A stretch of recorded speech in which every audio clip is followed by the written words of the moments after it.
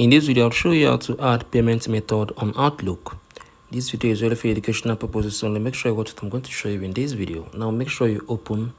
Okay, let's say if you look at Outlook now, we are pretty aware that Outlook is under a Microsoft, right? It's like under the Microsoft application. So what you need to do once you add it up to your Microsoft, like once you add up your payment method on your Microsoft account, you can be able to use it to make purchases on your Outlook.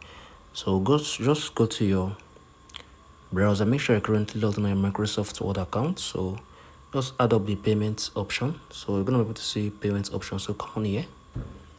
So like once you have added it up, you're gonna be able to use this to make purchases for all of your other Microsoft applications.